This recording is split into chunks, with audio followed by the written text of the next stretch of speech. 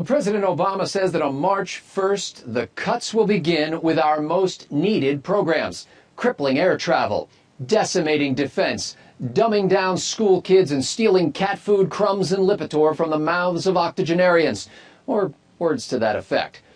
But is this any way to run a sequester?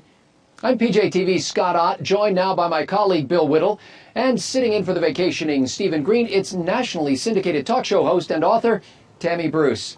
Well, the president is on the road again, selling doom to an eager audience, claiming that if these looming across-the-board cuts happen, he's helpless to stop them from hacking down the most essential services government provides.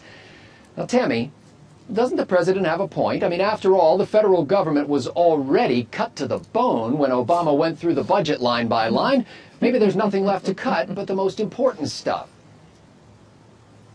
Yeah, you know, it's funny. I mean, this is trying to prepare Americans to be in constant crisis mode. They want us to be panicking. They want us to be worrying about cats sleeping with dogs.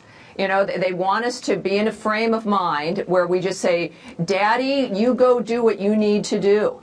The great news is, of course, is that with the Internet and other, talk radio and other methods of communication, the American people know that this is ridiculous. It is trying to gin up a dynamic where we're going to let them have carte blanche to do whatever they want. In addition to, really, you know, Obama and the left don't want anybody to think that you can cut something and survive. That's their biggest fear, is that the sequester will happen, we will survive, and things might actually even get better.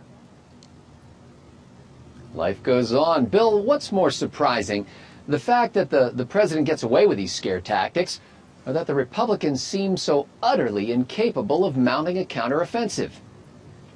None of these two things are surprising to me anymore, none of them.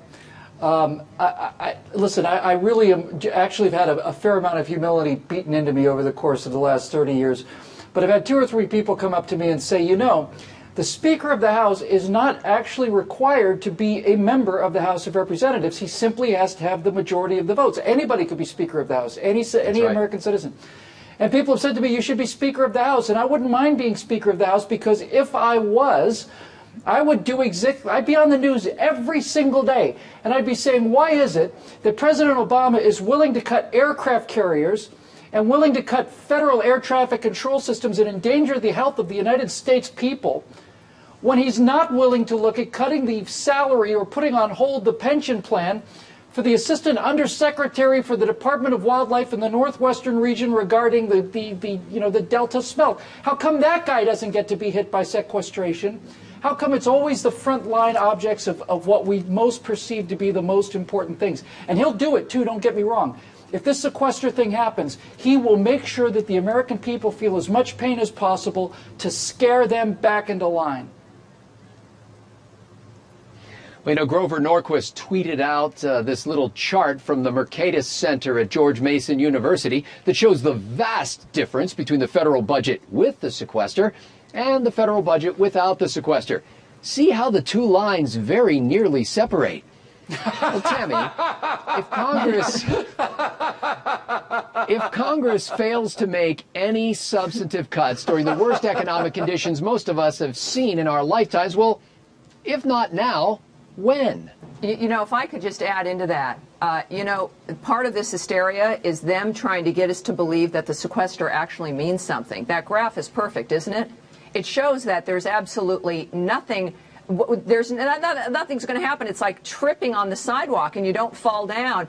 The drama is for both the House, the Republicans and the Democrats, to try to give the American people the impression that this is like heartache. It's like Greta Garbo, you know, I want to be alone, please help me. Nothing is happening. I mean, you'd think that this is just a small shift in the rate of spending. There's no cut in the deficit or anything else. It's just, as you see, it's a perfect visual, because people realize all of this is kabuki theater.